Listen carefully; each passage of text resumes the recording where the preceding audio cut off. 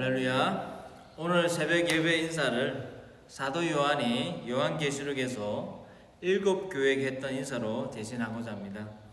이제도 계시고 전에도 계셨고 장차 오시리와 그의 보좌 앞에 있는 7영과 또 충성된 증인으로 죽은 자들 가운데에서 먼저 나시고 땅의 임금들의 머리가 되신 예수 그리스도 말미암아 은혜와 평강이 오늘 새벽 예배에 참석하신 모든 성도님들에게 있기를 원합니다. 아멘.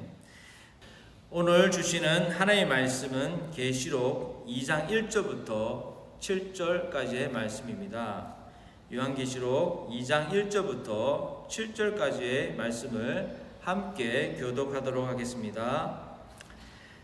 에베소 교회 사자에게 편지하라. 오른손에 있는 7뼈를 붙잡고 7금 촛대 사이를 거느시는 이가 이르시되 내가 내 행위와 수고와 내 인내를 알고 또 악한 자들을 용납하지 아니한 것과 자칭 사도로 하되 아닌 자들을 시험하여 그의 거짓된 것을 내가 드러낸 것과 또 내가 참고 내 이름을 위하여 견디고 게으르지 아니한 것을 아노라. 그러나 너를 책망할 것이 있나니 너의 처음 사랑을 버렸느니라. 그러므로 어디서 떨어졌는지를 생각하고 회개하여 처음 행위를 가지라. 만일 그리하지 아니하고 회개하지 아니하면 내가 내게 가서 내 촛대를 그 자리에서 옮기리라. 오직 내게 이것이 있으니 내가 니골라 당의 행위를 미워하는도다. 나도 이것을 미워하노라. 다 함께 하겠습니다. 귀 있는 자는 성령이 교회들에게 하시는 말씀을 들을지어다. 이기는 그에게는 내가 하나님의 낙원에 있는 생명나무의 열매를 주어 먹게 하리라. 아멘. 회복하라라는 제목으로 하나님의 말씀을 나누고자 합니다. 오늘 말씀을 더 깊이 이해하기 위해 요한계시록의 저자와 기록 목적을 먼저 살펴보겠습니다. 요한계시록의 저자는 사도 요한입니다. 바울은 갈라디아서 2장 9절에서 그를 이렇게 소개합니다. 기둥으로 인정받는 야고보와 베드로와 요한은 하나님이 나에게 주신 은혜를 인정하고 나와 바나바에게 오른손을 내밀어 친교의 악수를 하였습니다.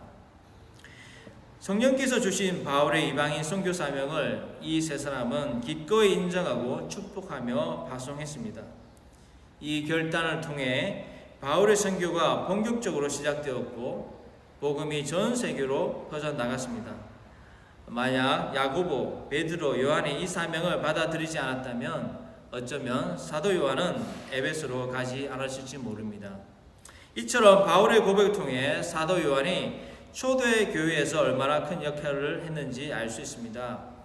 그렇다면 그는 어떻게 교회의 기둥이 되었을까요? 마가복음 1장을 보면 예수님께서 갈릴리 해변을 거니시다 시몬과 안드레를 부르시며 사람을 낚는 어부가 되게 하겠다 말씀하셨습니다. 그리고 좀 더 가셔서 세베대의 아들인 야고보와 요한을 같은 말씀으로 부르십니다. 요한은 예수님의 음성을 듣고 모든 것을 버리고 따랐습니다. 그는 예수님의 부르심에 온전히 순종한 제자였습니다. 저는 12사도 중 사도 요한을 가장 좋아합니다. 요한복음과 요한서신, 요한계시록을 보면 그의 성품이 잘 드러나 있기 때문입니다. 많은 이들이 말하는 대로 그는 정말 사랑의 사도였습니다. 그러나 그는 처음부터 사랑의 사도가 아니었습니다. 그와 그 형제 야고보는 우레의 아들들이라고 불릴 만큼 열정적이고 불같은 성격이었습니다. 누가복음 9장에서는 사마리아 사람들이 예수님을 거부하자 주여 우리가 불을 명하여 하늘에서 내려 저들을 멸하라 하기를 원하시나이까 라고 말하기도 했습니다. 예수님이 거절당하는 모습을 보고 분노가 치밀었던 것입니다. 또한 요한은 예수님의 변화산 사건, 야이로의 딸이 살아난 사건, 겟세마네 동산의 기도와 같은 중요한 순간에 예수님과 늘 함께한 핵심 제자였습니다. 특히 예수님이 대제사장들과 바리새인들에게 잡히는 순간부터 십자가 위에서 마지막 숨을 거두기까지 요한은 가장 가까이 있었습니다. 저는 요한복음을 읽을 때마다 그가 존경하며 경배했던 예수님이 채찍을 맞고 피 흘리며 죽으시는 모습을 지켜보던 요한의 마음을 생각해 봅니다. 예수님이 십자가 위에서 자신의 어머니 마리아를 요한에게 맡기셨을 때 그의 마음이 어땠을지도 떠올려 봅니다. 저는 그 순간이 우리의 아들로 불리던 요한이 진정한 사랑의 사도로 변화되는 순간이었다고 생각합니다. 예수님께서 부활하신 후에도 사도 요한은 베드로와 함께 가장 먼저 무덤으로 달려갔습니다. 그래서 저는 사도 요한이 예수님의 인성과 신성을 가장 깊이 경험한 제자 중 한 명이라고 믿습니다. 그의 삶을 보면 예수님을 얼마나 사랑했는지가 드러납니다. 누군가를 사랑하면 그 사람이 한 말을 곱씹어 기억하듯 요한복음은 예수님과 제자들, 사람들 사이의 대화로 가득합니다. 이것이 요한이 예수님 말씀에 얼마나 귀를 기울였는지를 잘 보여줍니다.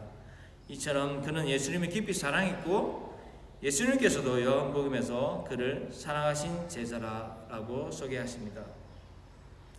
사도 요한은 오순절 성령 강림 이후 초대교회의 지도자로 생겼습니다. AD 70년, 서기 70년에 로마 군대가 예루살렘을 멸망시키자 마리아와 함께 에베소로 이주했습니다. 에베소 교회는 사도 바울이 세운 교회이며 디모데가 맡았던 곳이기도 합니다. 요한은 에베소에 거주하면서 이 교회와 주변 소아시아 교회들을 돌보는 감독의 역할을 어느 날 특히 서해안에 위치한 중요한 항구 도시로 로마 시대에 아시아 주의 주도였습니다. 인구는 약 20만 명으로 추정되며 아르테미스 신전, 셀수스 도서관, 하드리아스누스 신전, 대극장, 고대 도로로 등으로 유명했습니다. 즉 에베소는 소아시아에서 가장 문명화되고 종교적으로도 중요한 도시였습니다. 하지만 에베소 교회는 큰 어려움이 두 가지 있었습니다. 첫째는 황제 숭배로 인한 박해였습니다. 황제 숭배는 로마가 지중해 세계를 통합하고 영토를 확장하면서 정치적 충성을 상징으로 발전하기 시작했습니다. 기원전 1세기에 율리우스 카리사르는 사후 신격화되었고 아우구스투스는 생전에도 신으로 예배받으며 소아시아 지방에 그의 신전이 세워졌습니다. 이후 황제 숭배는 정치적 충성서약으로 자리잡아 각 도시마다 황제 신전을 세우고 제사장을 두었습니다. 에베소, 스미르나, 페르가모는 계시록의 7교회가 위치한 지역이자 황제 숭배의 중심지였습니다. 황제 숭배는 제단에서 향을 피우며 황제가 주님이시다라고 고백해야 하기에 기독교 신앙과 정면으로 충돌했습니다. 기독교인들은 이를 거부함으로 반역 혐의로 박해를 받았고 순교자들이 늘어가시며 일상에서 겪는 어려움도 커졌습니다. 특히 도미티아누스 황제 치하에서는 박해는 더욱 심해졌습니다. 사도 요한이 밤모섬에 유배된 것도 바로 이 시기의 박해 때문이었습니다. 두 번째 어려움은 신앙의 타협이었습니다. 황제 숭배를 거부하면 사회적으로 고립되고 경제적 불이익을 감수해야 했습니다. 로마 제국에 관련된 많은 직업에서 기독교인들은 배제되었습니다. 이로 인해 박해를 피하려고 황제 숭배 의례에 형식적으로 참여하려는 사람들이 생겼습니다. 또한 거짓 선지자들이 일어나 예수님의 신성과 인성을 폄하하며 다른 종교와 같아지도록 세속화를 부추겼습니다.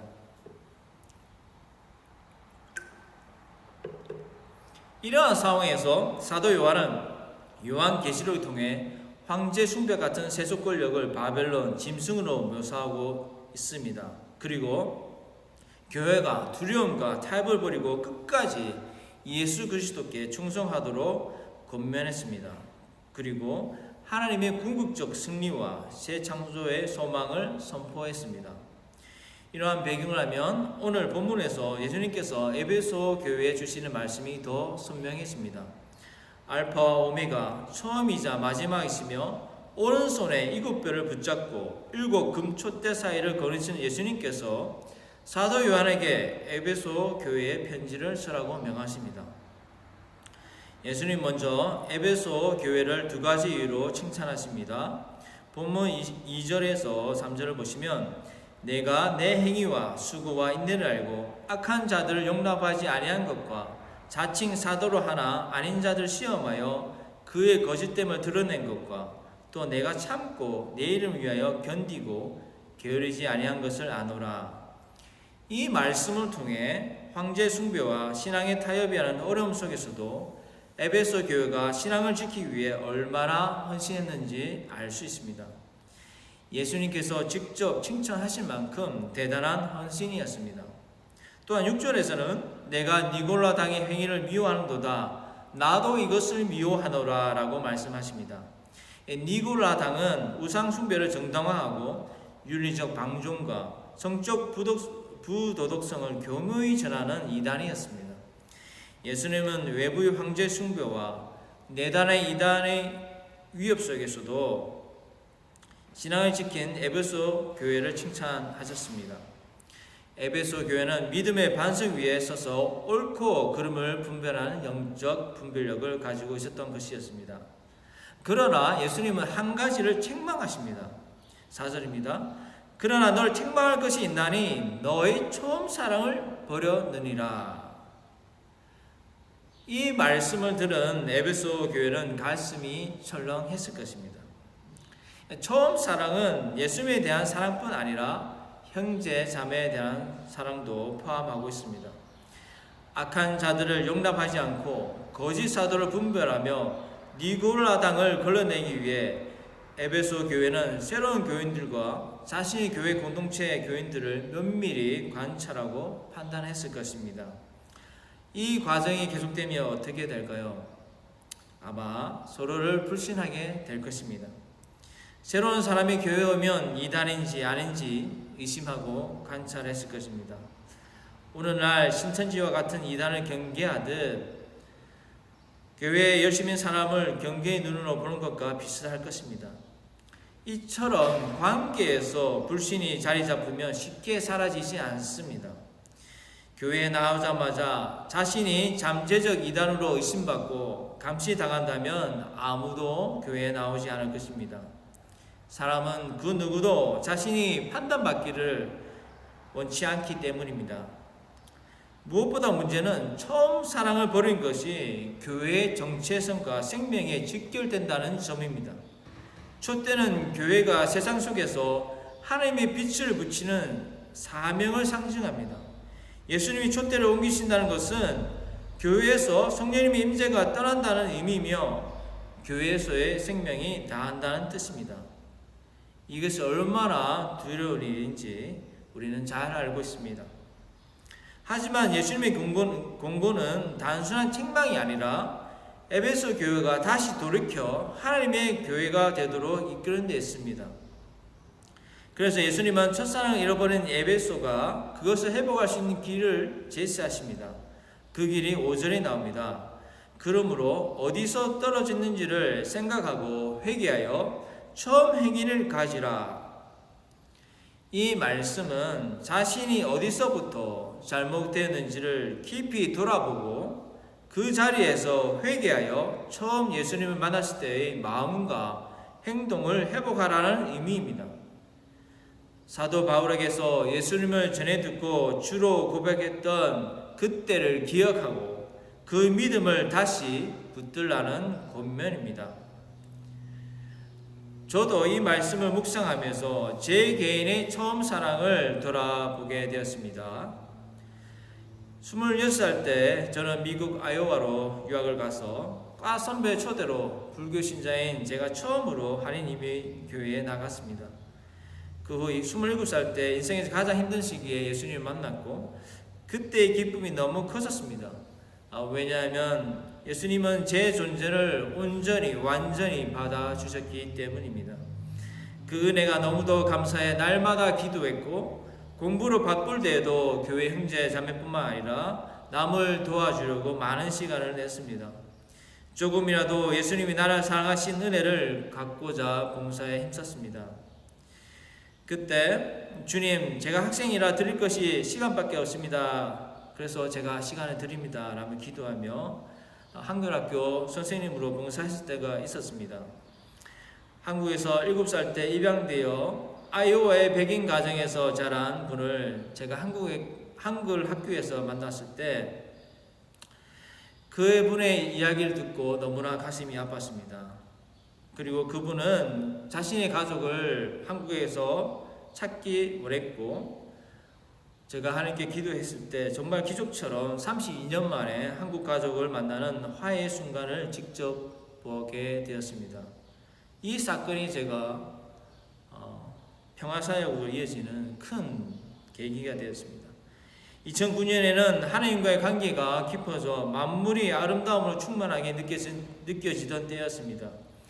박사 과정 중 여름방학 때 LA에 놀러온 동생을 만나고 미네소타 공항으로 돌아가던 밤 비행기에서 내려다본 수많은 불빛을 보며 예수님을 모르는 사람들에게 복음을 전해야겠다는 마음이 불같이 일어났습니다.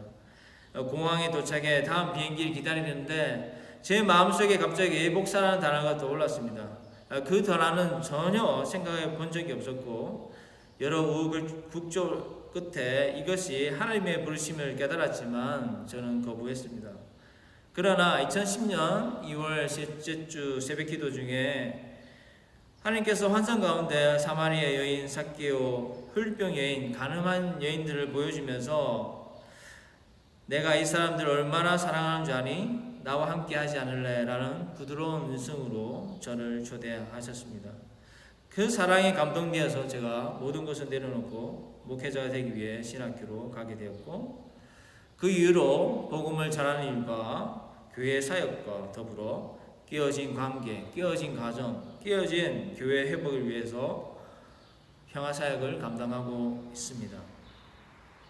저는 오늘 이 말씀을 통해 저 역시 제 사역을 돌아보며 에베소 교회에게 주신 말씀처럼 저도 첫사랑을 회복해야 함을 절실히 깨닫게 되었습니다. 제가 연합교회에서 지금까지 전한 새벽 설교 본문들을 돌이켜보면 의도하지 않았지만 모두 하나님과의 관계 회복과 관련된 내용이었습니다. 예수님께서 지난 60년간 연합교회에 대한 칭찬하실 일도 많을 것입니다. 하지만 혹시라도 연합교회가 사역에만 집중한 나머지 첫사랑을 잃어버린 것은 없는지, 또 현재 자매에 대한 가심과 사랑을 놓친 것은 없는지 오늘 말씀을 통해 곰곰이 생각해 보는 계기가 되었으면 좋겠다는 마음이 듭니다. 혹시 그런 부분이 있다면 오늘 말씀처럼 다시 돌이켜서 첫사랑을 회복하면 좋겠습니다. 우리 모두가 이기는 자, 이기는 신앙 공동체가 되어 하나님 낙원에 있는 생명나무의 열매를 먹게 되기를 예수 그리스도 이름으로 축원합니다. 아멘. 기도하겠습니다. 거룩하신 하나님, 오늘 주님의 말씀을 통해 저의 마음을 비추어 주시니 감사합니다. 주님께서 책망하신 에베소 교회의 모습을 우리 안에서도 발견하게 하시고 처음 사랑을 잃지 않도록 저희를 붙들어 주시옵소서.